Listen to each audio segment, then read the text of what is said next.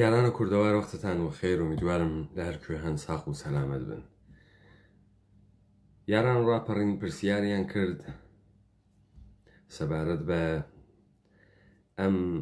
تەزاهورات و ڕێپێوان و ئێعترازاتەی حەلیمە کوردستان. بۆچی ئێمە نەزەرێکمان نییە و بۆچی ئێمە قسەیەک ناکەین؟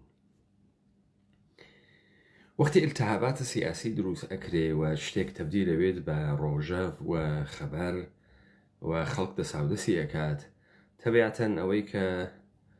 تۆ چاوەڕوانیەکەی ئەوەسە هەر کەسێک و بێتە ناوە ئەم مەیدانەوە قسەیەکی دیا بکە. ئەوانەی کە لە کوردەواری داگیرکراو لەلایەن عێراق و خەریکە تەفاقە کەفێ، ئەم ڕووداوانە جێگەی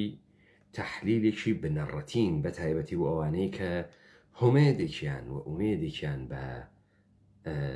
گۆڕانکاریەکی بنەڕەتی بنیادی کردگەسەوە. ئەگەر ئێمەمانان خۆمان نەخەڵەتێنین وەگەر ئێمەمانان ئەساسی تەغییرەکەمان لەسەر بنەمایەکی دروست دانابێت، ئەو جار مەسائل بە دەقیقتر، ئەمیقتر، ئاقڵانەتر، واقعیانەتر و حەقیقیتر ئەخوێنینەوە. من پێش لەوەی بڕۆمە ناوی بابەتەکە مەسەلەیەکتان پێبێژم، ئەویش ئەوەسە کە ئێوە هەمیشە کە چاوتان لە ڕێکلامە تەلەڤیزیۆنەکان و تۆڕە کۆمەڵایەتیەکان و بە تایبەتی ئەمەی کە پێی ئێژن قسەی شەقامە، عادەتە ئیتر هەر کەسێک و میکرۆفۆنێکی گرکەسە دەست و وێڵە بە کوچە پەسکوچەکانە سلێمانی و هەولێر و شارۆچکەکانە ترا وەکو ڕامیە و وەکو چەمچەماڵ و کەلار و هەڵەبجە و دهۆک و زاخۆ و ئەوانە ڕای گشتی ئەگرێ، یعنی ڕای شەقام. میکرۆفۆنی شەواتە لای هەر کەسێک کاورا مشتێک قسە ئەکا دا لە بەرەمەی کەوزا خراوە و وەزە خراوە و چوزانم پەشیمان و گشتیشی قارەمانە و بۆ گشتیشی قارەمانەتی کردگە و گشتیشی تەڵەبکارە و گشتیشی بەشی گەرەکە. لاخر ئۆیژە سەدام حوسێن فرە پیاو بوو بابەغا بێت و ئەمە کەی وەزع و ئەمە بەشێکیسی یا بەشێکی هەڵەگەڕێت و ئێژێ بەدیل چییە؟ ئەزان بۆم سوالەکەن، ئەزان بۆ پرسن بەدیل چییە؟ بۆ خاترەوەی هیچ کام لەم قسانەی کە ئەم مەردمە ئەیکات دەرئەنجامی بیرکردنەوە نییە، دەرئەنجامی دەرد نییە. ئەم مەردمە فێر بووگن تەمامی بیرۆکەکەیان کەسێکی تر بۆیان دروزەکە. بەدیلە چییە؟ بەدیلە حکوومەتە هەرێم چییە؟ بەدیلە سەرۆک وەزیران چییە؟ بەدیلە ڕئیس و سەرۆکە هەرێم چییە؟ کامە بەدیل منزورتە؟ بەدیلە سیستەمە حکوومەتە هەرێم چییە؟ تو خودە بەدیلەکە کاکەگیان ئێشێ مشەخەسی بکەی، دیاری بکەی. تۆ مەبەستە لە بەدیل کێز؟ بەدیل ئاخر تۆ کەسایەتی ئێژی، تۆ منزورت حیزبە، تۆ منزورت نەوعی داڕشتنی دەسەڵاتە، مەبەستت کامەسە؟ ئەسڵەن تۆ کێشت بەرامبەر بە حکوومەتی حەلیم چییە؟ کێشەکە چییە؟ کێشەکەی تۆ دووشت. پێش لە هەموو شتێک و بەر لە گشتێک یەک فەسادە، گەندەڵیە. دوو حسادەتە. بەو معنaa نییە کە تۆ دژ بە فەسادی، بەو معنaa نییە کە لە کۆمەلگای ئێمە خەڵک قینی تێ لە گەندەڵی، بەو معنایە کە گەندەڵیەکە ئەم ناتوانێ بیکات، ئەم ناتوانێ بدزێ، ئەم ناتوانێ دەست بە ژنی خەڵکیا بکێشێ، ئەم ناتوانێ هیچ کام لەمانە بکە. دەنا ئەگەر کێشە گەندەڵی بوایە، دزی قوبح بوایە، حرامخۆری قوبح بوایە، تعەداکردن لە خەڵکی قوبحی هەبوایە، کابرای تعەداکەری دزی ماڵە حرامخۆری ماڵە ئومەتی کوردی خۆری خائنی ناپیاک بە شەقامەکانی سلێمانی و بابای نەیەکرد و بە شەقامەکانی هەولێرا بێت و بڕوا و خەڵک سلفی لەگەڵا بگرێ و بوێ بە نۆکەری و لە دەوری گەڕێ. میلەتێکە خۆیشی خۆی خەڵەتان، میلەتێکی خەڵەفیاگی داڕەمیاگە، تۆ ناوی خۆت بە خەڵەتێنی. یەکەم پرسیار ئەمەسە کێ ئەم مزاهراتە ئەخاتە ڕێ کێ تەماشاکە نیسە پەیمان حەیدەری نە دانەیەک سەلەبریتیە فەیسبووکیە حەلیمە کوردستان بێت بێژێ خەڵکی کەلار بەیانی مزاهراتە خەڵکی کەلار تێتە دەرەوە نایێتە دەرەوە ئیستا من داوا بکەم لە خەڵکی هەولێر و داوا بکەم لە خەڵکی دهۆک و زاخۆ و سلێمانی بێنە دەرەوە بەیانی کەس تێتە دەرەوە پێم وانییە و متمئینم کەس نایێتە دەرەوە و متمئینم کەس مزاهرە ناکە بۆ ئەی کێ ئەمانە تێرێتە دەرەوە لە پڕێکایشی مزاهرە سو لە هەڵەبجێ بێتە مزاهرە و لە سەی ساقە بێتە مزاهرە ئەزانن چۆن مزاهرە ئیشەکە تۆ ئەشێ لە پێشووترە کۆمەڵێک شەبەکەیەک تۆڕێک لە کەسایەتی و خەڵکە بەدەسەوە بێت مسۆگەری بکات و بیکاتە ناو مێشکە خەڵکی کە بەیانی لەبەر دەرکی سەرا کۆ ئەبینۆ لە سلێمانی وە تەزاهوراتەکەی تۆ دەبێ ئەم تۆڕەت ببێ ئەم هەستەیەت هەبێ هەم بە شێوەی تاکە کەسی هەم بە شێوەی کۆمەڵ هەم لە بەشی میدیا و ڕسانە یعنی تۆ بیهەنێری بۆ خەڵکی و خەڵکی ئاگادارکەیتەوە ئەمە یەک دوو بەیانی کە تۆ ئەڵی سەعاتی دوو لەبەر دەرکی سەرا ئێمە کۆبینۆ تۆ ئەبێ 100 کەسە ئامادە کرد بێ و ئەم 100 کەسە 100 بڕۆنە بەردەمی دەرکی سەرا دروشم بەرز بکەنەوە دروشمەکان بدەن بیکەن بەقولە تا خەڵکیان لێ بەحاڵێت هەروان لە خۆی وە بێژی بەیانی مزاهرەس کەس نایێتە دەرەوە ئیمکان هەروە لە خۆیشی وە خەڵک بێت و 100 کەس نەکەوێتە پێشە خەڵک و نێتە بەرەو دروشم نەدا 101 کە خەڵکی عادی بێ نایێتە ناوی بەڵام کە تۆ هەستەکەی ئەووەڵت دروست کرد لێو دووە خەڵکی شتێت گەنج تێ مناڵ تێ گەنجی بێکار تێ خەڵکە یەقینی لە دڵە ڕقی لە دڵە تووڕەیە کاول بووگە فشاری بۆ هاتکە خۆی تێخە هەمووشی گشتیشی ساعاتێکە 2 ساعاتە تەواوە پرسیارە یەکەم بۆ تەواوی ئەوانەی وا هەڵەخەن و داخەن و انقلابات ئەکەن پرسیارە یەکەم ئەم مزاهراتەی حەلیمە کوردستان کێ خەریکە سازماندەهی ئەکا ئیعلانەکەی ها بەدەسەکێوە کێن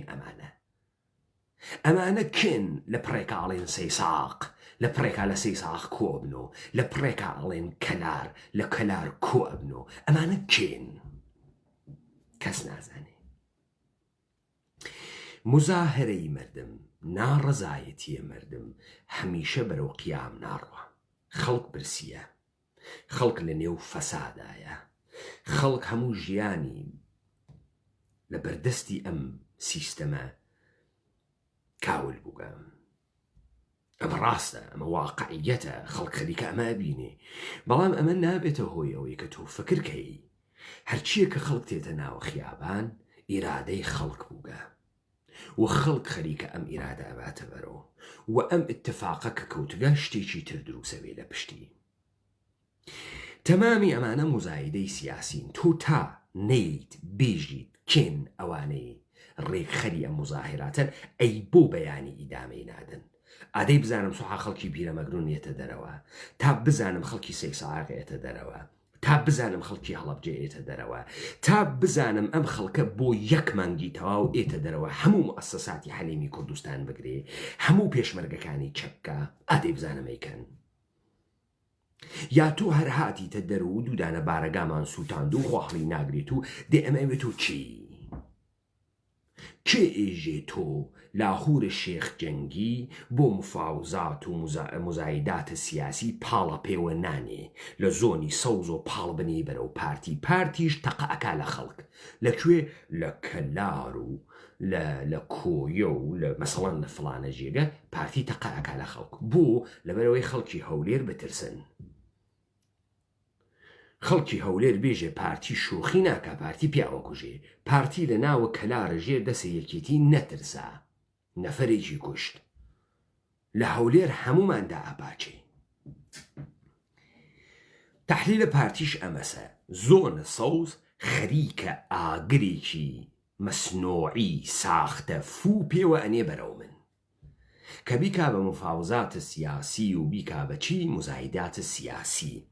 سوارە بەرچی سوارە بەر ناڕزایەتی و برسیەتی و بێپوڵی و بێمەعاشی و بێکەرامەتیە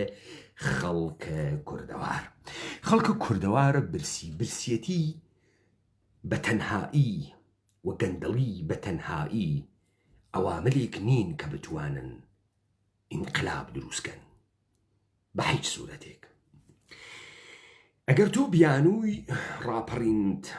و ڕاپەڕینە خەڵکیت نەبوونی مەعاش و گەندەڵی بێت ئەمە هیچ وەختێک ناگا بە ڕاپەڕین ناگا بە ئینقلابات ناگا تۆ زەمانێک ئەتوانی ئینقلاب بکەی کە توانی بێتت شەرعیەتی دەسەڵات بە شێوەی تئۆریک لێ بسێنیتەوە خەڵکی کوردەوار بزانێت ئەم دەسەڵاتە بۆ شەرعیەتی نییە ئێوە بڕۆن ڕووداو بکەنەوە KNN بکەنەوە ئێوە بڕۆن NRT بکەنەوە بڕۆن تەواو ئەو کاناڵە پەیام و تێهەڵدریاگانە بکەنەوە هیچ کام لەمانە نایەن شەرعیەت لە دەسەڵاتە حکوومەتە هەرێم بسێنەوە یەک نەفەر لە حەلیمە کوردستانە نە ڕووناکبیر نە ڕۆژنامەمان نە کەسە معتەرز نە کەسە ئینقلابی یەک نەفەر نایەت بێژێت شەرعیەتە ئەم حیزبانە تەواو بووگە و بۆ تەواو بووگە لەسەر چی تەواو بووگە چۆن تەواو بووگە چۆن هەر نەیان بووگە خەڵک پێی وایە ئەمە پێویستی نییە کاکە گیان با تۆ بۆ حتا بەیانی با دەوانچێکی مەگنم بوەسیتە لاقەوت و حتا فیشەکە نەوێ مەگنم تەقە ناکە تۆ حتا بەیانی کلاشینکۆفێکە بەدەستەوە بێ ئەگەر فیشەکە نەوێ هەر میلی ڕابێرە و تەقە ناکە کرچ و هیچ ئەکە تۆ بۆ ئینقلابکردن پێویستیت بەوەسە بزانی ئینقلاب لە بەرامبەر کیە ئەەکەی بۆ ئینقلاب ئەەکەی لەسەر چی لەسەر گەندەڵی لە باشترین حاڵەتە لە دموکراتترین وڵاتە دنیابی لەسەر گەندەڵی تەزاهورات بکەی ئەوەی گەندەڵی کردووە 1-2 نەفەر ئەگەن نەیدەنە دادگا سیستەم ناگۆڕێ حیزب لەبەین ناچێ تۆ داوا لە گەندەڵیەکەی ئەویش باز لە چاکسازیەکە تۆ ئەڵەی گەندەڵی ئەویش ئێژێ چاکسازی کردگیە بە شوعار و کردگیە بە دروشم و خەڵکی بۆ کۆ کردگەسەوە تۆ ئێژی موچەمانیە ئەویژێژە بەدەستی من نییە کاکە موچە بەدەست بەغاز ئێمە بەشێ لە بەغانیین بەغانەمانداتی ئەگەر ئەمانە بووگن بەهۆ سەبەبی ئەوەی کە تۆ بێتە شەقام و پێی بڵێ ئەمە ئێعترازاتە بەرامبەر بەدەسەڵات ئەوە خۆی دووسی کردگێسیە ناوە مێشکە تۆ خۆی کێز خۆی سیستەمە زانی کێز لە NRT وە تا ئەو کەسەی مۆبایل تێرێتە کوردستان تا ئەو کەسەی سەیارە لە ئەردەنۆ تێرێ تا ئەو کەسەی ئەنبە مانگۆ لە میسرۆ تێرێتە کوردەوار سیستەمە تا مامۆستا تا پێشمەرگە تەمامی ئەمانە سیستەمی حکوومەتی هەرێمن تۆ ئیشێ بێژی ئەم حکوومەتی هەرێمە چییە سەرەتا چییە و بۆ ئەم حکوومەتە شەرعیەتی نەماگەوە لە حەدە کەرامەتە خەڵکە کوردەوارانی ئەم حکوومەتە تەحمولکە هەروەکو سوعالە پێشووترەکە کە کردم کابرا ئێژێ بەدیل چییە کەسێک لی ناپرسێ کاکە بەدیلە چییە بەدیلە مەسعود چییە بەدیلە سەرۆک وەزیران چییە بەدیلە نێچیر چییە بەدیلە پارتی چییە بەدیلە حکوومەتە هەرێم چییە کامیان تۆ کامە بەدیلەگەرەکە تا من باسی کەم بۆ تۆ ئەمە سەمەرەی چییە سەمەرەی کاولکاریە ئەم سەرزەمینە سەکەتیا کاولکاری کریاگە بۆیە خەڵکەکە کاولە خەڵکەکە وەزانێتە قسە ئەزانێ قسە نازانێ خەڵکەکە وەزانێتە کوردە کورد نییە خەڵکەکە وەزانێتە کوردبوون یعنی پانتۆڵی کوردی ئەپێکردن یعنی هەرچی وەکو تاکە لاسیک هەز وەکو تاکە تایاری ماشین هەرچی سەروەنەکەی سەری زلتر وێ کوردترە کەس نازانێت کوردبوون یعنی چی تەوەجۆکەن ئەگەر بگەیشت بە ئەگرا بڕۆن من لە بەیانی و خەریکم تەماشاکەم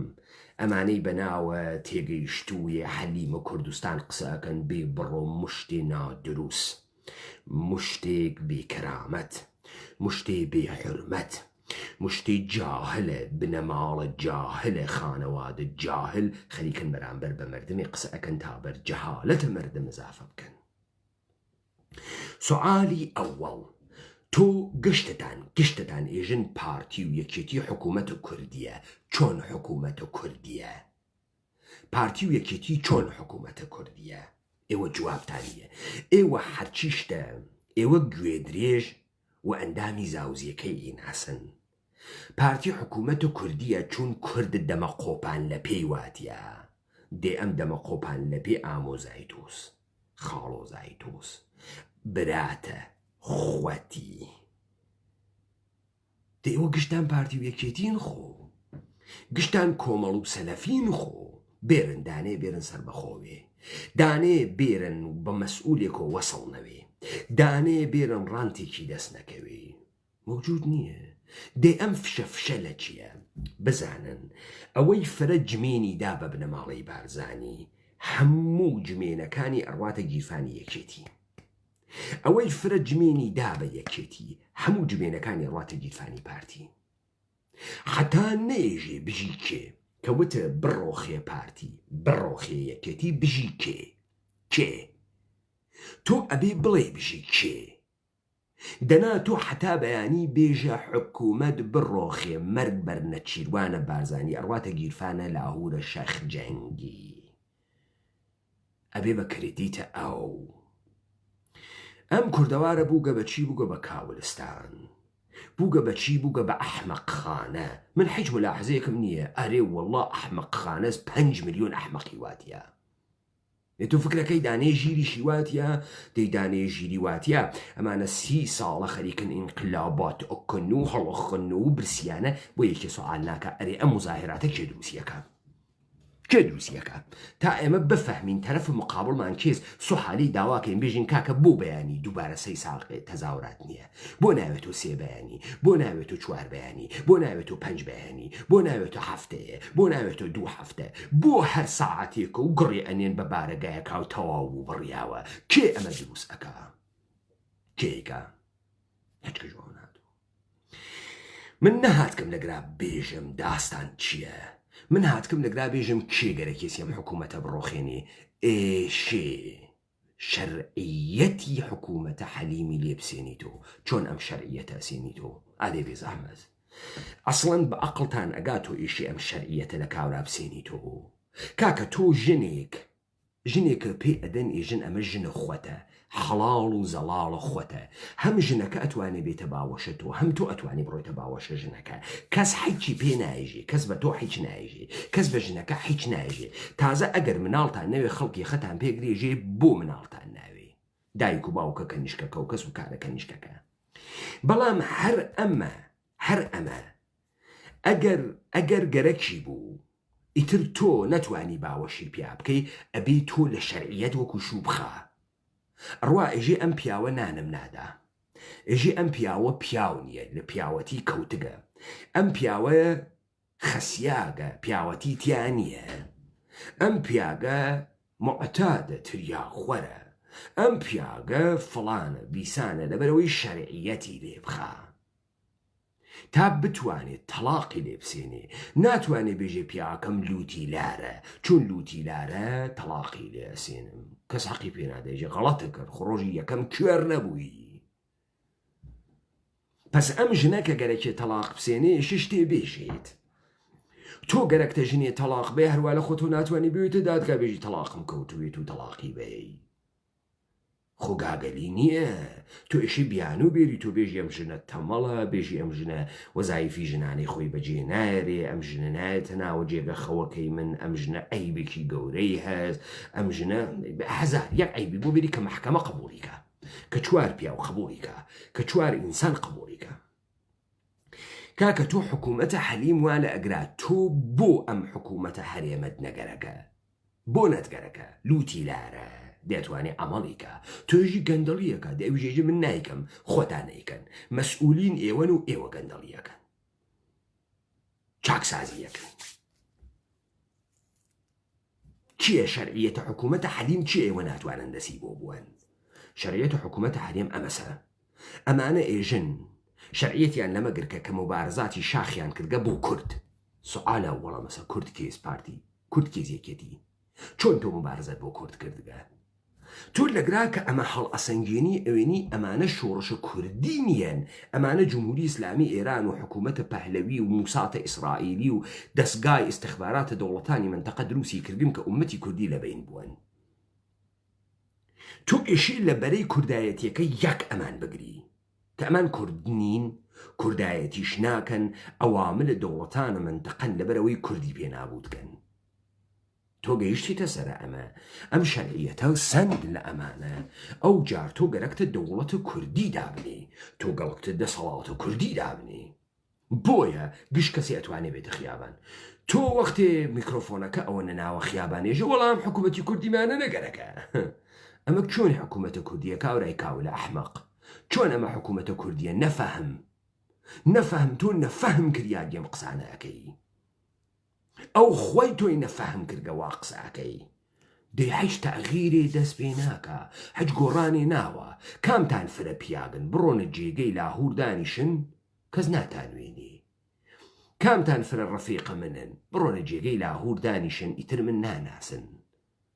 وانە چون بنیادەکە غەڵەتە تۆ نازانی چیت گەرەکە تۆ نازانی ژیان چییە سەعادەت چییە تۆ نازانی شەرعیەت چییە دەسەڵاتی عنی چی سیستەمی عنی چی دانێ لە هەولێر و خەریک و پرسیاری لە خەڵکیەکەن ئەی و سیستەم چییە لە 20 نەفەر پرسیاری کرد کەس نەیزانی یەکێوتی ئەوەسەی خەنە سەر سەیارە دەنگی تێ وەی زانیم سیستمی مکەبر و شتە هەیە سەیارە لەرزێنی دەی تۆ لەسەر وڵاتێکە خەڵکە عادیەکە نازانێ سیستەم چییە من قسە ئەەکەم کاورایژی کوردی قسە بکە تێناکەم بۆ تێناگا لەبەر ئەوەی من باسی سیاست ئەەکەم و باسی فەلسفە ئەەکەم و باسی ئەخلاق ئەەکەم و باسی ئەوانە ئەەکەم کێشی بیکەم مستەڵەحی خۆی هەز تێناگا من بێژم سەنگومەن تۆ تێ ئەگەی سەنگومەن خۆ کوردیە تێگەی بەخوا تێناگەی مەبەستم لە سەنگومەن ئەزانی چییە سەنگومەن مەبەستم پارامێترە ئەژدادە ئێمە ئەیان و پیاگ ئێشێ سەنگومەنی بوێت تۆ ئێشەیە پارامترێکە بوێت یە سەنگومەنێکە لە خۆشبەختی بوێت لە سەعادەت بوێت لە بەختەوەری بوێت تا لەسەر ئەوە تۆ هەڵسوکەوتکەی دەمینیسە بێژم سەنگومەن تۆ ئەفەهمی نەبەخوا تۆ سەنگومەن بەکەڵکە نایی تۆ بابە ئەمریکا و بەڕاستی و جمهوری ئیسلامی و بەڕاستی تورکیە و ئەردوغان و بەڕاستی و ئەوتەماتەکە و بەڕاستی مۆنیکا و داڵتەکێنن 150 وشازانی 150 وشە مستەحیلە و محامیەکە و مەسئولەکە و ئەوتەماتەکە و کارەبا و مبەڕیدە و سەلاجە و تەلەڤیزیۆن و هەرمانە گشتی ئەمان نازانی بۆیە لە من تێناگەی تەبیعەتەن جامعەیەکە ئاواسە نابوودە تەبیعەتەن سەرزەمەم سیستەماتی گوای پێکریاگە تۆ مەدرسە نییە خەڵک پەروەردەکات تۆ مەدرسە بەهەز مەکتەب و هەز خەڵک ئەحمەقەکە تۆ زانکۆ نییە خەڵک ژیرکاتەوە تۆ زانکۆ هەز خەڵکی ئەحمەقەکە کاورەتی تو بەڕاستی من زۆر حەزم لە کتێب و کتێبێ زۆر دەخوێنمەوە زۆر بیری فەلسەفە ئەەکەم و قوڵ ئەچمە ناوە فەلسەفە و حەز بە نیچۆکەم و حەز بە هایدیگەرەکەم و حەز بە فڵانە کەزەکەم و کورە حەز بە هیچ کامیان مەکە تۆ بە من بێژە لە بنە ماڵەکەتانە باجی ئامین خەریکە چیەکە تۆ بە من بێژە دەسەڵات یعنی چی تۆ بە من بێژە حکوومەتە هەرێم چۆن حکوومەتی کوردیە تۆ بە من بێژە ئەمانەی کە ئەمانە ئەڵێن بەیانی مزاهرەس چێن ئەی بۆ من ئێژم خەڵک بێتە دەرەوە کەس نایێتە دەرەوە تۆ کێ تێرێتە دەرەوە ئەیکەی بە مزاهرە و حیتەران و تەقلە لێ دێت و خەڵک بەڕاستی ناڕازیە خەڵک چاوی دەرەهات ناڕازیە خەڵک ملی ئەتەقی ناڕازیە ئەوە بووگە بە عادەت تەلەفۆنەکەمەوە بۆ کورد بۆ کرماشانتەکی قەوم و کەسوکاری خۆما قسەکەم ژێ خەڵک دەیبێژێ چی خەڵک گشتی ناڕازیە وتم چاوی خەڵکی دەرەهات ناڕازیە باشکو ئەمرد لە برسا خەڵکی یعنی چی خەڵکی ناڕازیە هەرەمەی کە ناڕازی شتێ خاسەیەکە فرەکارە مهمێکی کردە دەی کابرا ئەگەر ناڕازیە ئەگەر بە حەدی خۆی نازانێ ئەگەر پێی وایە ئەم ژیانە نەی لە حەدە مەقامە ئینسانیە هەڵ ئەسێ کەوشەکانی هەڵە کێشێت و ئەیگۆڕێت ئادی بیگۆڕە بزانم دەی تۆ زاتە نییە پرتە لێوە بێزاتە نییە قسە بکەی ناڕازی چاوت دەرەهات ناڕازی ملە ئەتەقی ناڕازیت وەسە ژنێ بێژە من وە زۆر دریاگمۆش و ناڕازیم حەزیشی پێ ناکەم حەچی شەویشە مکیاش کات و بڕاتە ناوە تەختەکە و بەیانی هەڵسێت ترشیات دروستکە هەل لە بەیانی و ئاوتەماتە دروستکە و دێوە خەریکی چیت مە تۆ نایژی ناڕازیم لە پیاکە ئەی بۆ ماڵداریەکەی گسکە دەیت و ترشیات دروست ئەەکەی سوعتا بەیانی و ئێوارانیش دەسێت تێریت و خۆتا و خۆ زەریفەکەیت و بوواکەی دێ تۆ ئێژی من ناڕازیم تۆ کاوە لێژی من ناڕازیم ئەڕۆیت لە بانک لە پارە ئستفادەکەی تۆ ئێژی من ناڕازیم ئەڕۆیتە مەکتەبەکەی ئەڕۆیتە مەدرسەکەی تۆ ئێژی من ناڕازیم تەسێقی سیاقەتەکە گەرەکە تۆ ئێژی من ناڕازیم وایتە دادگاکەیە شکاتە خەڵکیەکەی کاورای کاول براکەیان لە کەلار کوشتگە ژۆ بەڕاستی و ئەو پارتی کوشتیگیانە هەرچی پارتیە لە کەلار ئیتر دوژمنی ئێمەزێژە دەی چیەکەی ژە ڕۆمی یاسا چی؟ سکاڵیان لەسەر تۆمارەکەم لەکوێ لای حکوومەتە هەرێم بابە ئەمانە گشتیان بەچە حکوومەتە هەرێمن ئەها مناڵ دایک ئەدالی هەچ کوێ نییە پەنای پێ بووە هەر داوێنی دایکەکەیشی ئەگرێکە ئەدالی سکاڵا یاسایەکی وە مەزانیستە ئەنەوی لە کڵاشینکۆفەکەتی دە خیابان ئێژی ئەوەی کار بەدەستی حکوومەتی هەرێمەی تۆپێنم کامەسە تۆ ئەمێشە پێ ناکری خۆت ڕاگری بڕاستی و سکاڵە یاسایی دروزەکەین و من ئینسانێکی یاساییم و خۆمە دەبە پاڵە یەکێتی دێخۆ بە پاڵە یەکێتی دێ ئەم حەیتەران و توڕەهاتەی ئێوە ئەیکەن ئەمە 30 ساڵە خەریکن ئەیکەن پیاوەتی مەفرۆشن و کاکە یەکی ئیشی بیت باتە ناوە دەمتان بێژێ ئێوە ئەحمەقن جاهلن پیاگنین تو درۆزنی وەڵام من دوژمنایەتی یەکەم دێ چاوت دەرەهات ئادەی دوژمنایەتی پارتی بکە بزانم چۆنی یەکەی ئادەی تەواوە کەلار براکەی تۆی کوشتکە پارتی فەرمان ئەدا ئێژێ ئەوەی پەلاماری بارگاکەیدا لە کەلارە بەندێ ئەزانی بۆ لەبەرەوەی پەیام با بە خەڵکی دهۆک و زاخۆ هەولێر بۆ بێژێ من لە ژێرە دەسەڵاتە یەکێتیە لە کەلار پەلاماری دەسەڵاتەکەمیاندا کوشتم لە هەولێر دانەدانتان ئەم لە چەنگەکە قەساوی سیاسە دەزانی بۆ خۆی دەی تۆ پیاگ هەی قسەیەکەکەی لەسەری بوێسی ئادەی ئەندامانە پارتی گشتیان دوژمنتن لە کەلار تا بزانم خۆت و عەشیرەکە ئەو پیاگە هەن گشتیان بتۆپێنن دێو پیاگە نییە دەی درۆگە نیەن یەکی ئێشەی بێت باتە ناوت دەمتان بێژێ کۆی کەنەوە بابێەوە مشتی ئەحمەقن برسیمە چاو دەرەهات برسیتە مەعاشە نییە مل ئەتەقی مەعاشە نییە بابەجان ئەمە کارە مبارزاتی ملەتێکی زیندووە ئومەتێکی زیندووە کە حیات و مەماتی بەم شتانە بە کۆیکەنەوە ئەم تەئاتر و شان و گەری و نەمایش و لایڤ فەیسبووکی و تەقلە لێدان و خۆچی ڕۆکردن ئەبرۆتان کردەوە قەیتانێکی ئەوەنە ئەبرۆتانە سەرتانە حەفر کردگە گشتان لوسکەیە تێنە پشتە لایڤ تۆ گەرەبتە بیگۆڕی ئاوە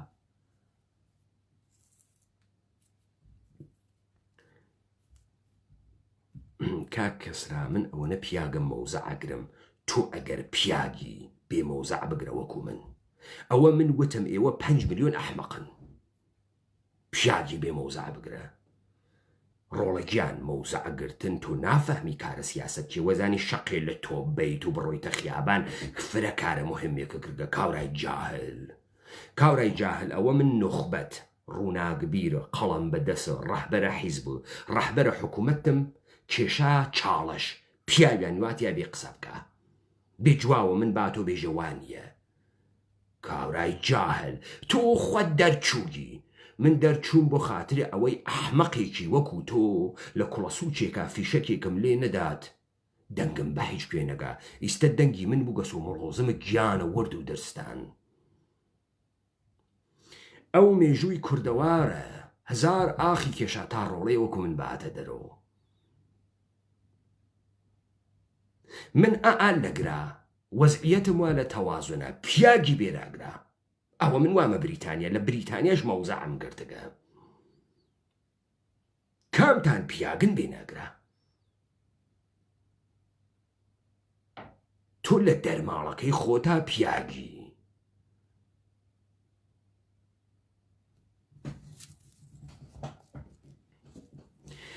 پس ئەم هەڵخستن و داخستن و خەڵک ناڕازیە و خەڵک برسیە و خەڵک موچەیگەرەکە بەمە ئینقلاب ناکرێ. ئینقلاب بیرۆکەی ئینقلابی بنیادی گەرەکە. ئێستا ئەو خەڵکی سلێمانی و هەولێر و کەلار و مەندەلی و خانەقەین و دووسخورمات وە ئەبوایە ئوستورە و بوتی کوردایەتی بوایەنە. ئادەی 40 ساڵە ئێوە لە کاتە حەسەن البەکرا دەسەڵاتدان هەست. ئادەی یەک ڕستە سەبارەت بە کوردایەتی قسەتان کردوێت. ئادەی یەک مەقالەی سیاسی بێرن لە سیاست ئەزانن. ئادەی بێرنی کورە ئێوە کوردەوارتان کولەن نابوت کردگە کاولتان کردگە. ئەم مودە لە حیزانەی شەقێ لەم و شەقێ لە ئەو هەڵی ئەخەین و تڕێل و تڕلی و تڕلی و لێ موەسساتە سوودێنن. ئادەی ئیدامەی بەن یەک مانگ. ئادەی بەیانیش بێنەوە. ئادەی بەیانیش بێنەوە. دێخۆوە گشتان مسەلەحن چەپتان وابێ. بۆ لە چی ئەترسن؟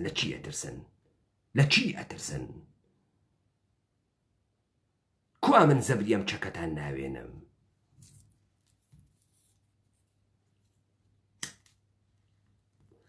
دادەی یەک گروپ نیشانی من بن ئەلەمانەتان لە ئەوروپان 100 نەفەر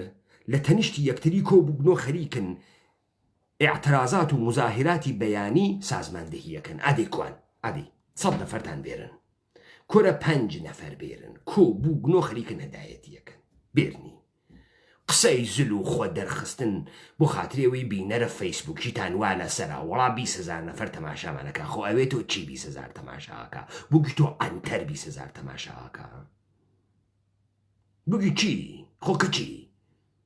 تۆ ئەتوانی بەیانی بیکەیت و تەزاوراتێکی تر. ئەتوانی ڕایگری ئەم مردمە هدایەتکەی.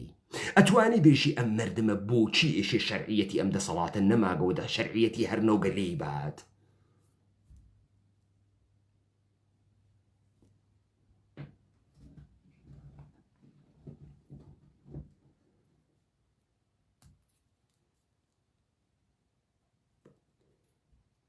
لذا ئەوەی کە خەریکە دەست پێیەکا لەوێ هەمووی هیدایەت بوو گەدەسە خۆیانە. هەموویشی ئەڕاتە گیرفانە خۆیان. ئەوەی خەڵک دەبێ بێتە خیابان لە بەرامبەری بۆستە یەک شتە سیستەمە. هەموو ئەو دەسەڵاتەسە. یەکەم چتە ئەم دەسەڵاتە خود شەرعیەت ئەم دەسەڵاتەسە لە مێشکە تۆ ئێشە فڕەیدەی. تۆ بیرکەی تۆ لە داڕشتنە سیستەمێکی کوردی. داڕشتنە سیستەمێکە هەنە کووردە و تاک بە تاکەم خەڵکە کوردێت دەبێت یا بەشدار بێت.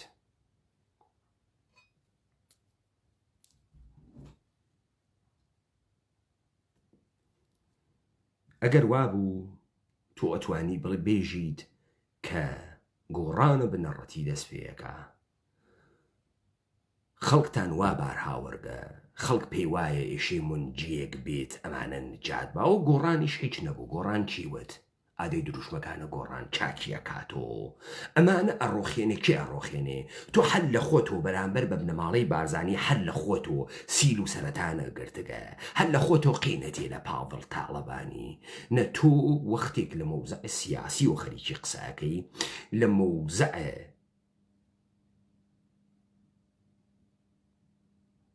یاڕە ئەم سەرزەمینە خەریکی قساکەی ئێشی کابرا لە بارە سیاسی و باتڵی کەیتۆ نەک ئەوەی کە لەسەر و چاوی خۆشم نایێت. بۆ ئەو پیاگە من پیاگ نییەم. بۆ ئەو هەسی من نێسم. دەی تۆ خاس پرسیار کە لە خۆت تا بفەهمی ئەو بۆ لەوێ دانیشتگە. گۆڕان هات چیوت؟ وتی چاکیەکەمەوە. بە چی چاکیەکاتۆ؟ بە هەمان سیستەم چاکیەکاتۆ. ئەڕواتە پارلەمان و بە زەبرە پارلەمانەمانە گۆڕێ. بۆ کەستان پرسیاری نەکرد. ئێوە کاتە گۆڕانیش پرسیارتان نەکرد. ئێوە کاتێکیش ڕووی نەشاخەکان پرسیارتان نەکرد. هەرفویان تێکردن. زل بوون. وەکوچی وەکو خەڵکە ئێران و ساڵی 57. خەڵکی ئێران و ساڵی 57 خەڵک پێی وابوو خۆی ئینقلابی کردگە. پێی وانە بوو یاڵاتی متحیدەی ئەمریکا ئینقلابی کردگە. لە خۆی نەپرسیوتی وەڵا فرە زەحمەتم کێشا هاتمە خیابانە و وتم مەرگ بەرشا بڕۆ خێشە شاڕۆخیان لە خۆیوە.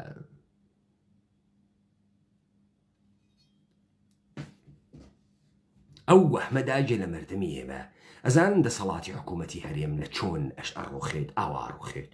تۆ بیت سەرەتا بێژیت پارتی و یەکێتی بەر ئەساسی کامە شەرعیەت پاڵیانداگەسۆ لەم کوردەوارە. من جواوتەتەوە ئەمانە ئێژن ئێمە هێزی مبارزاتی ئومەتی کوردی و ملەت کورد بووگین و توانیکمانە سەدام حسێن ڕاماڵین لە خاکە کوردستانە بە ئیدئۆلۆژیە خۆمان بە چەکە خۆمان بە هێزە خۆمان پاڵمان پێوە نیاگە پاشان کۆنتڕۆلی جامعمان گرکەسە دەسەوە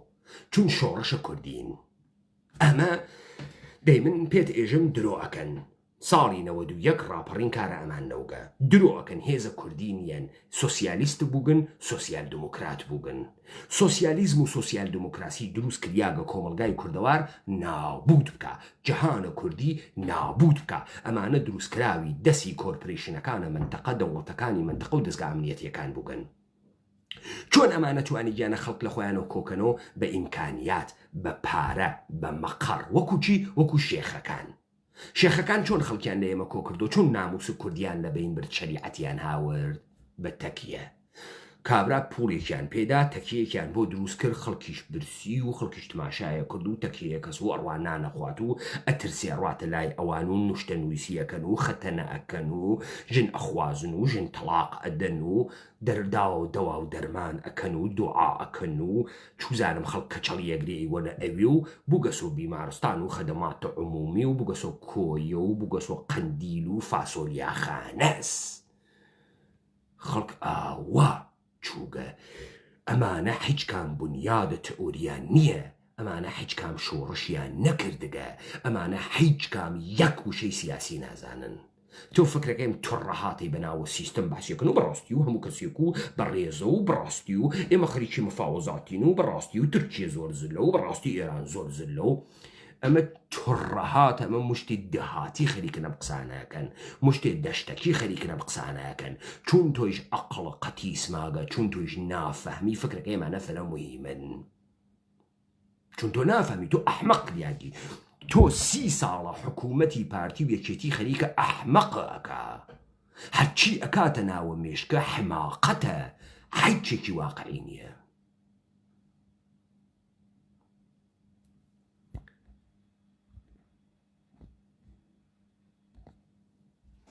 هیچێکی واقعی نییە. تۆ پێت بەرەخوا من پێدێژم ئەحمەق بڕۆ بە خۆتا ساعتێ فکر بکەرەوە بۆ من بە تۆ ێژم ئەحمەق تۆ بوو خۆتە پێزە لە فکرەکەی ئەفەهمی دەی ئەگەر ئەفەهمی بۆ حاڵە واسە بۆ حاڵە واسە بۆ یەکێکتان نییە وەکو فەرق بکە لەگەڵ یەکێکی ترە گشتتان وەکو یەک قسەکەن بەڕاستی و ئەمە گەندەڵیە و بەڕاستی مەسئول گەندەڵە و بەڕاستی حکوومەت گەندەڵە و بەڕاستی دزیەکەن و بەڕاستی دزیەکەن تاوە گشتانم قسەکەن گەشتتانم قسەکەن بە گەندەڵی بێموچەیی هیچ حکوومەتێ لە دنیا ناڕۆخێت.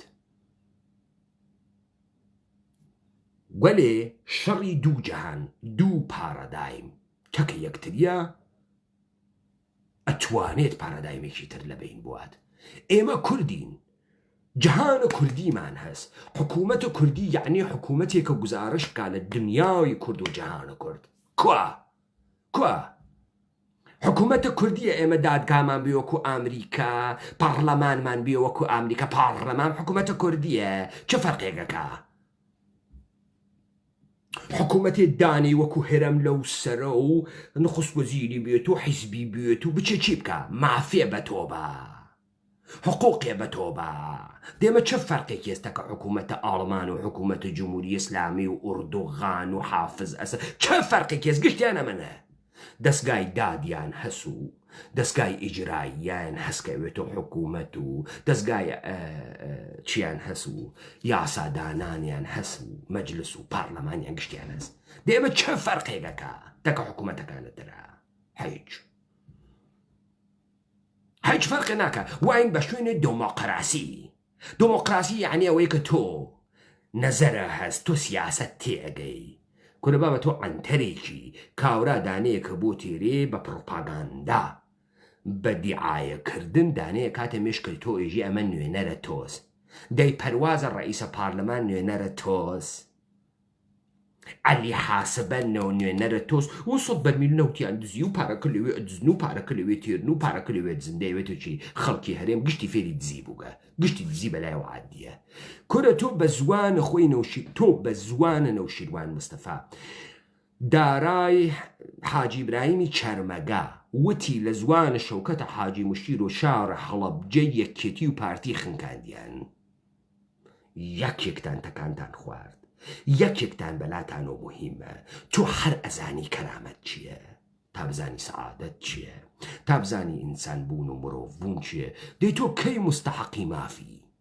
ماف ئینسان ئەیگرێ ئینسان خروج ئەکا کە ماف ئەگرێ ئینسان ئەترازێ تا ماف پەیدا ئەبێ تۆ ئەترازی و ماف پەیدا ئەبێ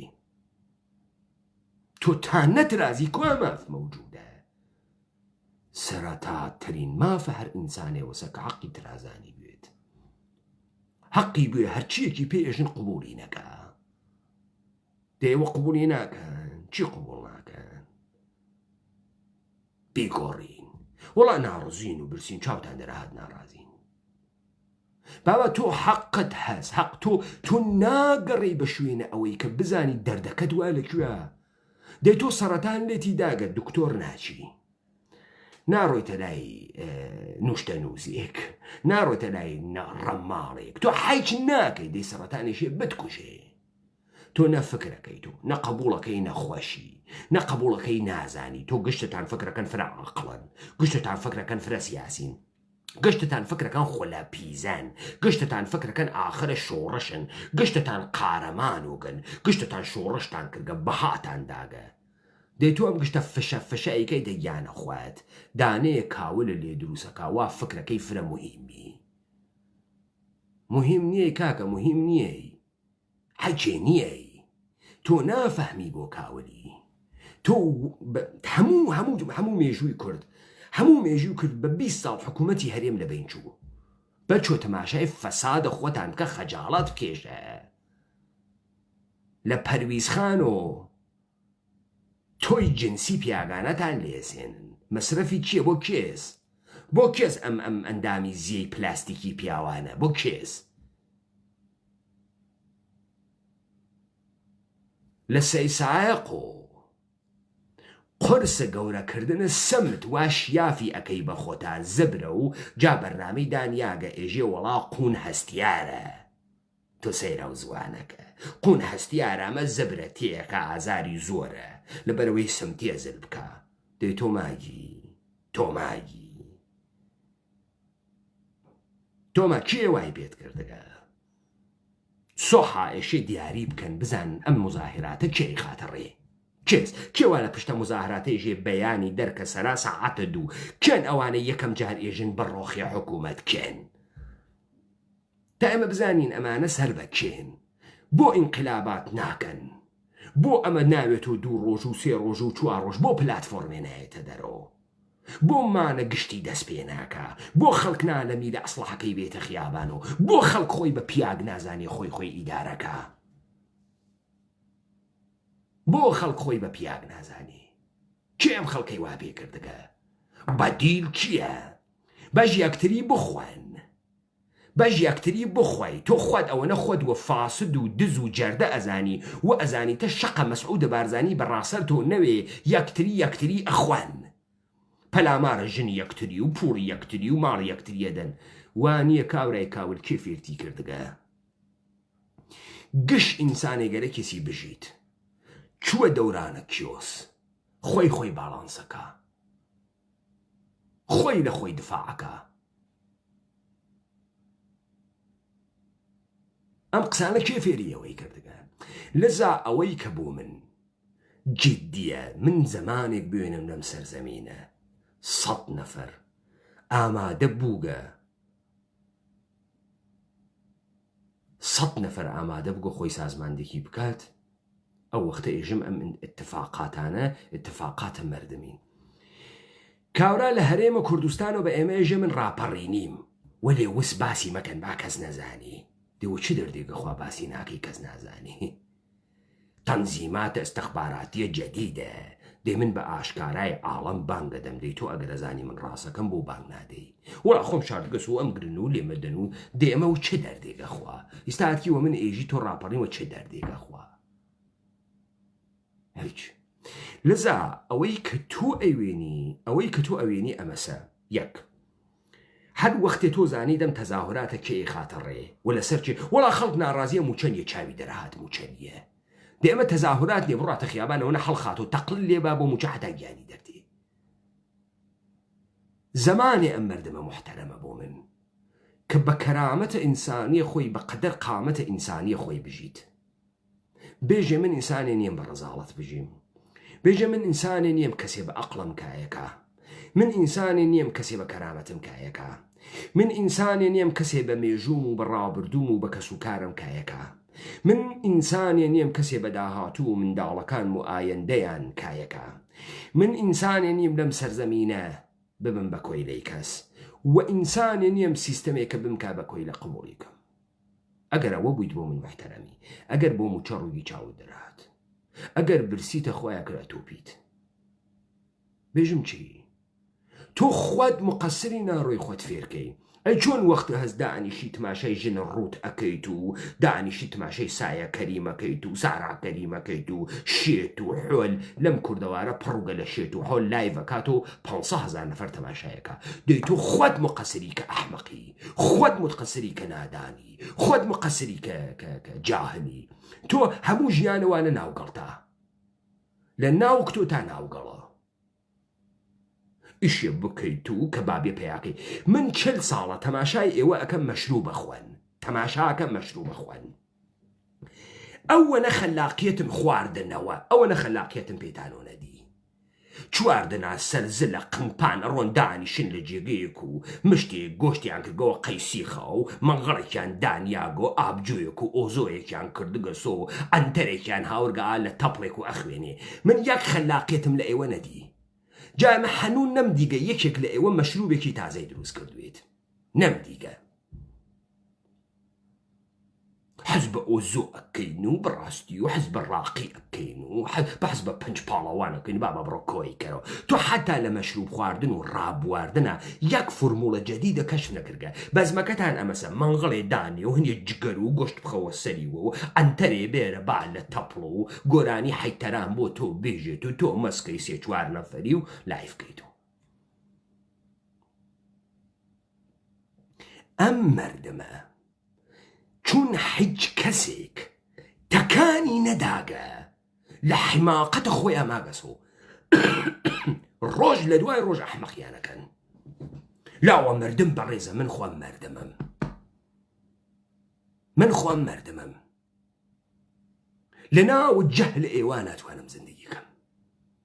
نەکەوەی کە من پێیان مهمێ کۆم ها نەوەی خۆم بەزل بزانە من پرسیارەکەم وەلێ ئێوە پرسیار ناکەن سەختە لە ناوە مردمێکا زندگیکەی مردمەکە تۆ تا حەد خۆی پەستکە بڕۆ لە ناوە شارە کوێران دەست بگرەمە لە چاوت ئەرێ من هیچ خەلاقیەتی لە ئێوە ناوێنم دەمەکەی تۆ KNNی دەمەکەی تۆ NRTیت دەم ئەەکەی تۆ ڕووداوی تۆ حەجەنیەی قسەی قۆڕ و قۆڕیات و فشقیات و قسەی ئەحمەقانە و 6 مەنی 5 قەران خەریکی قساکەی بەسە لە هیچ جێگەیە کام مردمێشە تەکان بخوا من خۆم بە خۆم ناهێژم بەڕێز ڕێز ئێشێ بەدەستی بێریت مردمە کورد مردمێکی بەڕێزە ئادەی خوا و ڕێزە بابی وێنم کەس جورئەتی نییە تەعەدای ئێمە بکات بابی وێنم کەس جورئەتی نییە فەساد لە ناوە ئێمە بکات کەس جورئەتی نییە پێ بەسەر سەرمانەوە بنێت و بڕوات کەس جورئەتی نییە گاڵتە بە عەقڵمان بکات ئادەی بابی وێنم ئەم ڕێزە ئێژێ لە جێگەیەکە دەرکەوێ خواروە لە خۆی وە نییە بەڕێزە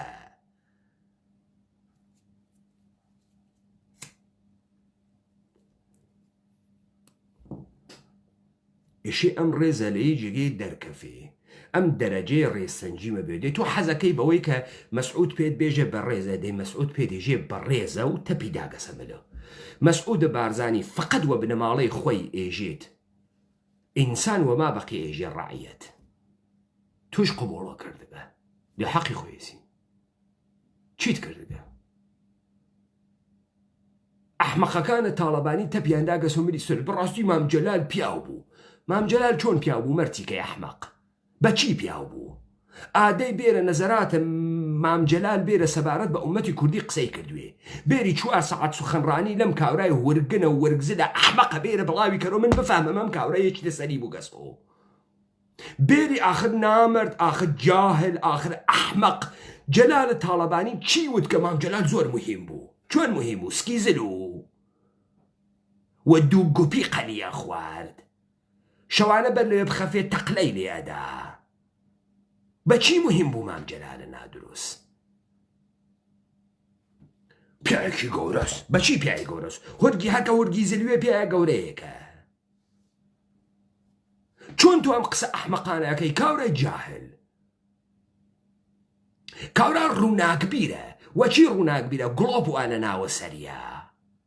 چه شەکری ئەم ڕووناکبیرە حیزە هەرکێژە قنە بکە ژوور و ئەلبر کامۆ و شۆتەکە داکەن و بەڕاستی و دموکراسیە و جیهانوانیە و ئەم ئەوروپایە و ئەمەیتە ڕووناکبیرە هەرکە چرت و پرتی وایوێت ڕووناکبیر حەز بە سوڵحەکەین و حەز بە ئاشتی ئەکەین و بەڕاستی دموکراسی شتە خۆشیێکە و ئەرێ ئەمە ڕووناکبیریەتی پێژن لای ئێوە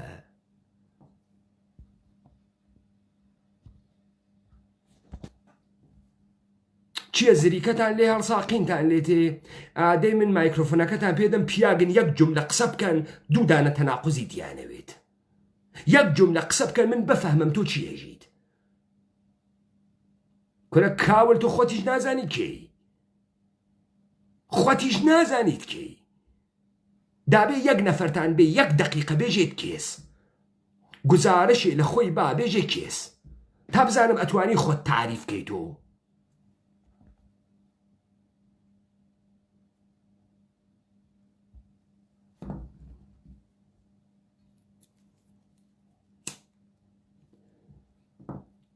ئاخە فەلسەفە خوێندن خۆ هەروانیە ئەحمەق تۆ حەزی پێ بکەی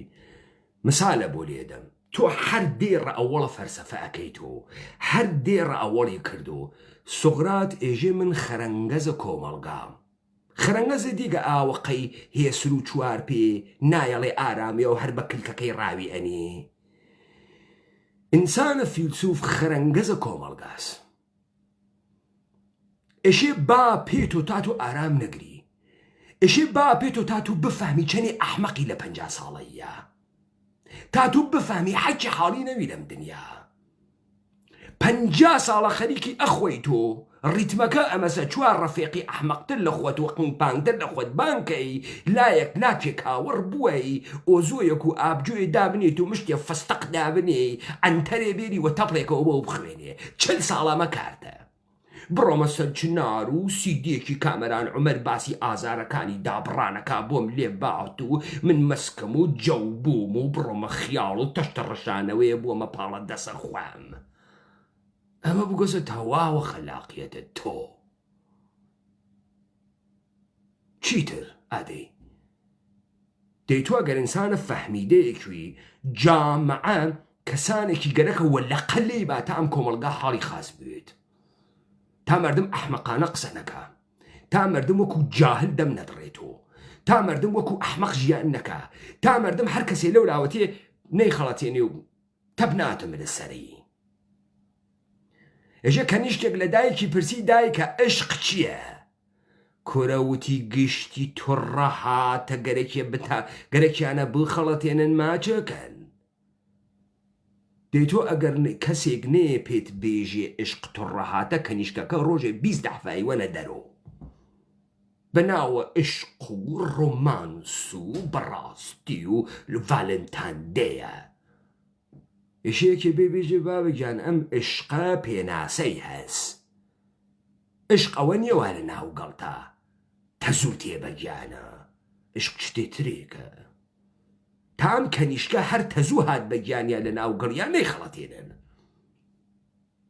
کولیچەیەکی پێنەوەن بیوەنە بنە کەڵەکێک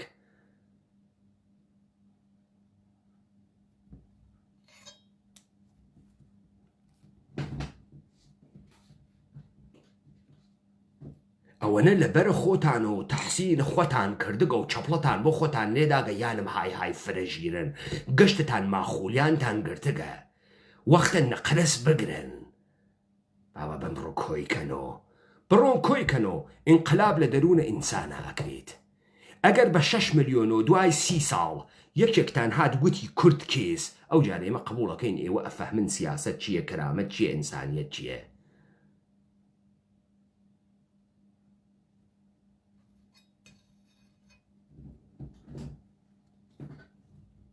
زریکەکەی سەخت و پێتبەری خوارد سلێمانی شارە هەڵمەت و قڕوانی وەچی ساڵە شارە هەڵمەت و قڕ پێتەختە ڕۆشنبیری ئادەی ڕۆشنبیرەکەتان کێس ئادەی بێرنیە دەرۆم تێ هەڵدریاگە ڕۆشنبیرە سلێمانیە کێس ئادەی هەولێرە هۆلاکۆ بەزێن پەخ بکەی لە هەولێر کون نییە پێیا بچێت هۆلاکۆ ئەسەم هۆلاکۆیە لە تاریخا مەوجود نەوگە هۆلاکۆ بەزێن کاکە خۆت فشمەکەر و دانیشە بۆ خۆت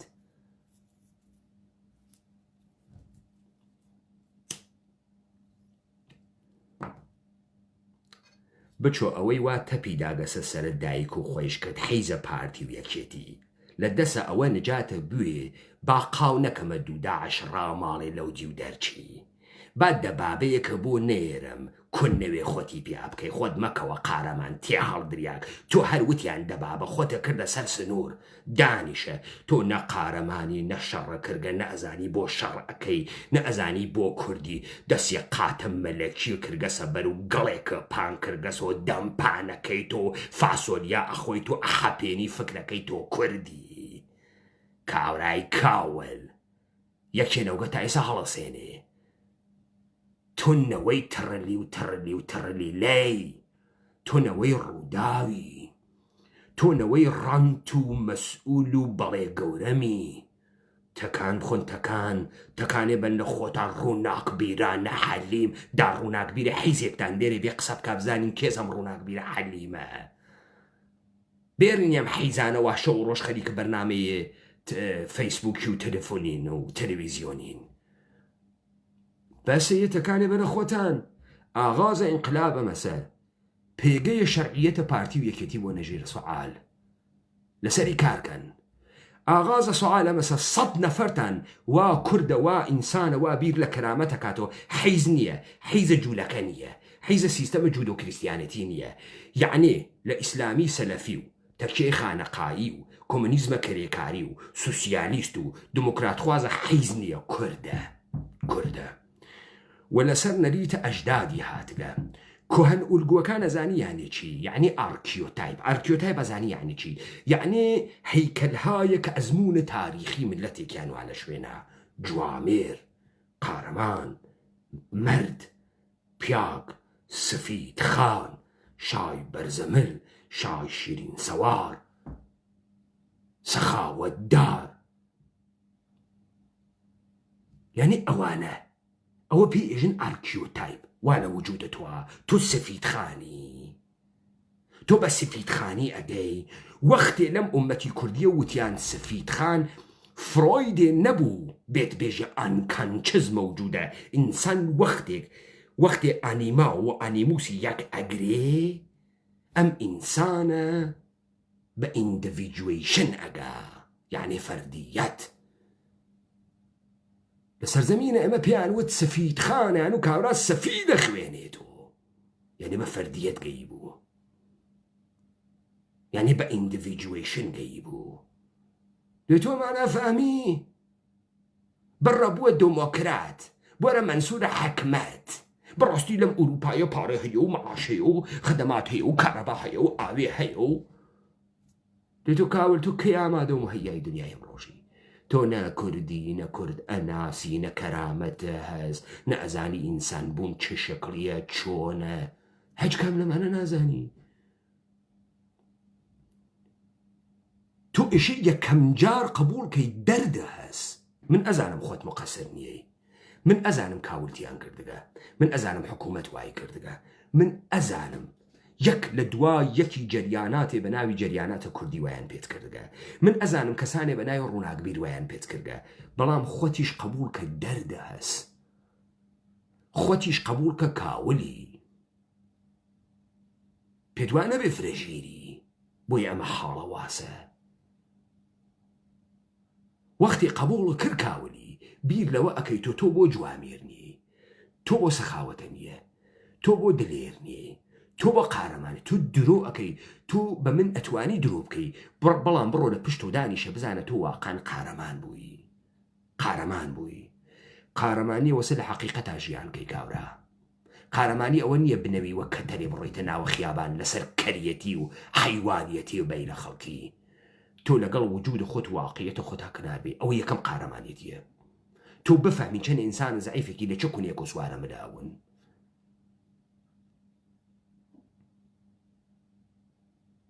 گەرەکتە بێژی زۆرە هەست کەریش زۆری فرەس گەرەکتە بێژی ئەتوانی دەست بنێت تۆ ماشەی کلاشینکۆڤ و بیتەقێنی کاورا بکوژی هەر مناڵێ دەست بنێت تۆ سەرە کلاشینکۆڤ ئەتوانێ بیتەقێنێ بیکوژی پیاگی بێتە کە حەقیقەتە خۆتا ڕوبەڕوو بوەرۆ پیاگی بێ وەکو من قسە بکە ئەدەی بێ قسە بکە دیتە من نەموت مەسعود بارزانی خراوە و پارتی خراوە و خەڵک بەڕێزە وتم بێڕێزانی وەکو مەسعود و جەلال سەمەرەی ملەتێکی بێڕێز کریاگە وتم ئەمە گشتی دیعایەس و تەئاترە و شانۆگەریە دەنا ئەوانەی ئەساس و مهمی ئینقلاباتێکن ئێوە باستانە کرد ئیستا سە نەفەرتان لەم ئوروپا کۆ بووە مەجمەعێکی دروست کرد و پلاتفۆرمێکی ئەدا دەرەوە یەک لە دوای یەک خەڵکی هاوردە خیابان و سازماندەهیە کرد و بەرنامەی ئەدا چۆن بڕۆنە بەرەوە کورە تۆ کاورایە کەیوانە بەهمەن تۆ بنەماڵەت بە ئەجداد تۆ تخمە تەجاوزن قەیزە کوڕە حەیز هەڵی هەی جارێ هەر یەک مەرحەلەی بیرمە بیر و ساڵە 91 لە ئوردوگاکانی سەر سنووری پێنجوێن و سەر سنووری تەوێڵە متمەئینم ساڵم نەگەڕیاگی تۆ کوڕە حەیز حاڵیت بوو من کاورایەکی کوردم یەک دەفعەیتر ئێرانی عێراقی بازی دەربێری کە ئەنەهو ئێمە شیعین حەیزە حەیز پدەر تۆ حکوومەتە شیعی ئێرانی تەپیداگەسە سەر حەیج حکوومەتە شیعی دەوڵەتە ئێرانیش تەپیداگەسە سەر پیاکتان نییە خۆی نەنێ بە کەربەلا و بەغا و شمال و تارانۆ بۆ سیغەکردن تۆخمە حەیز تۆ ماڵام قسانە نی دەحفێترم قسە نەکەی ها گاڵەی گوشادم مشتی مردمە ئەحمەقم و چەخوەرە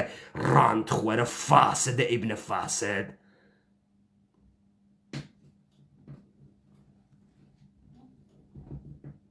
ئەوە ئەمەسەها ئەم جامعە پێلەقەی نەخوارگە تا عیدەیە حرامزای تخمە حرامزا ئەوە بنیشنە سەر جێی خۆیان تۆ گەندەڵی تا ئەگراتە هاتکە فەساد تا ئەگراتە هاتکە تۆ لە پەرویزخانە 15,000 ئاڵەتی تەناسوڵی پیاگانە تێری چون تۆ پیاگ نەماگی لەو سەرزەمینە لابوو تۆ سفارشێدەی تۆ گەرەکتە حاڵی بووی مەرتیکەی پۆفیوز بۆ تەکی واقعیەتە خۆتا جاش سێقە جاش کۆرە تۆ خوات بنە ماڵەت حیزبەکە حکوومەتە حرێمە جاشە ئیبنە جاشە ژێرخەوە قاسمە سولەیمانی بوون وان جاتتانیدا پۆفیوز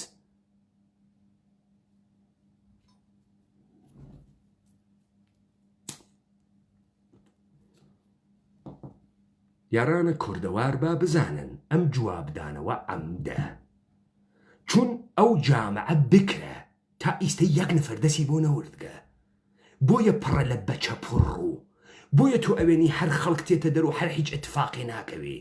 چون مشتێ بەچە پڕڕووی درۆزنی فاسدی تا بندان فاسدی واتە یەکێ نەیداگەسە